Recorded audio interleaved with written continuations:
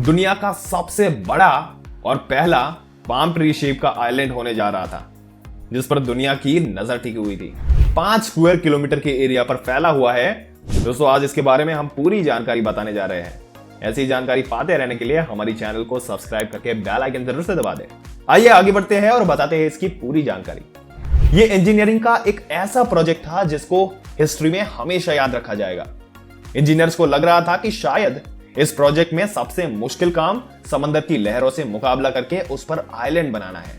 लेकिन उनका असल इम्तिहान तो अब शुरू हुआ जब आइलैंड पूरी तरह से कंप्लीट हो चुका था। जी हाँ, ये बात है 2003 की, जब पाम जुमेरा आइलैंड कंप्लीट हो चुका था और अब बारी थी इस पर होटल्स और शॉपिंग मॉल्स बनाने की। ये इमेजिन करना किसी के लिए मुश्किल नहीं है कि 3 साल के अंत तक मेहनत और अरबों डॉलर सबको पानी में घुलाए हुए नजर आ रहे थे। इस मसले को लेकर आइलैंड पर कंस्ट्रक्शन के काम को रोकना पड़ा। अरेबियन गल्फ में 5 किलोमीटर तक फैला ये इंजीनियरिंग हिस्ट्री का एक ऐसा मेगा प्रोजेक्ट जो दुनिया ने पहले कभी नहीं देखा था। पाम जुमरा इतना बड़ा है कि इसकी असली शक्ल सिर्फ आसमान से ही देखी जा सकती है।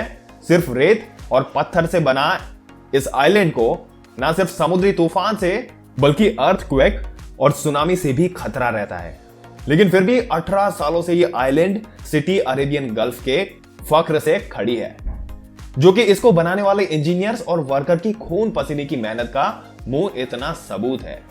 इस नामुमकिन प्रोजेक्ट को इंजीनियर्स ने किस मुश्किल से गुजरकर मुमकिन बनाया, उनको किन किन मुश्किलों का सामना करना पड़ा और कैसे उन मुश्किलों का सॉल्यूशन निकाला गया, ये सब आज के वीडियो में हम आपको बताने जा रहे हैं। ये बात है 2001 की, जब दुबई पहले ही अरब बनाकर वेस्टर्न टूरिज्म अपनी तरफ अट्रैक्ट कर बैठा था। दुबई के बीच काफी ज्यादा फेमस होने लगे थे और यहां बात आती है कि अब दुबई के पास की जगह कम पड़ने लगी। दुबई की कोस्ट लाइन जो सिर्फ 70 किलोमीटर तक फैली हुई थी, उसको अब बढ़ाने का वक्त आ चुका था। उस वक्त के क्राउन शेख मोहम्मद बिन राशिद अल मकतूद दुबई के समंदर में एक ऐसा आइलैंड बनाना चाहते थे जिससे दुबई को बीचेस के लिए एक्स्ट्रा कोस्ट लाइन मिल सके। इस आइलैंड का डिजाइन बनाने के लिए उन्होंने अपने खास लोग लगा दिए। सुल्तान अहमद बिन सुलेम, जिनको इस टास्क पर लगाया गया था, उन्होंने शेख को एक सर्कुलर शेप आइलैंड का डिजाइन पेश किया। इस सर्कुलर शेप आइलैंड से दुबई को 7 किलोमीटर की एक्स्ट्रा कोस्ट लाइन मिली, लेकिन ये काफी नहीं था।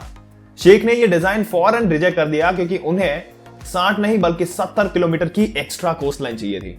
इस बार शेख ने खुद डिजाइन बनाने का फैसला किया। शुरू में तो कोई डिजाइन समझ नहीं आ रहा था, लेकिन फिर शेख एक ऐसा डिजाइन मैदान में लेकर आए जो कुछ और नहीं बल्कि एक पाम ट्री की शेप जैसा था। इस डिजाइन से दुबई की कोस्ट लाइन में 56 किलोमीटर का इजाफा हो रहा था, यानी दुबई की करंट कोस्ट लाइन का 80% कागज पर डिजाइन तो बन चुका था। लेकिन मसला यह था कि आज से पहले किसी ने भी इस शेप का इतना बड़ा आइलैंड नहीं बनाया। चैलेंज सिर्फ ये नहीं था कि सिर्फ ये पाम ट्री के शेप जैसा आइलैंड था, बल्कि यहां पर पूरी सिटी को भी बसाना था, जिसमें लग्जरी विलास, शॉपिंग मॉल्स, होटल्स और रेस्टोरेंट बनाए जाए। जब इंजीनियर्स एक्सपर्ट ने मशवरा लिया तो उनका मानना था कि इस आइलैंड को बनाने का सबसे आसान तरीका यह है कि इसको कंक्रीट और स्टील से बनाया जाए। लेकिन दुबई के क्राउन प्रिंस और ही चाहते थे। शेख के पास जो आइडिया था, उसने इंजीनियर टीम के चैलेंज को और भी मुश्किल बना दिया। वो चाहते थे कि आइलैंड की पूरी तरह से नेचुरल मटेरियल से बनाया जाए, यानी ये आइलैंड रेत और पत्थरों से बनाया जाना था। एक अंदाज के मुताबिक इस पूरे प्रोजेक्ट में इस्तेमाल होने वाली रेत और पत्थर इतने ज्यादा थे कि इनकी 2.5 मीटर ऊंची एक दीवार बन जाती थी, जो हैरत अंगेज पूरी दुनिया का एक गोल चक्कर लगा सकती है।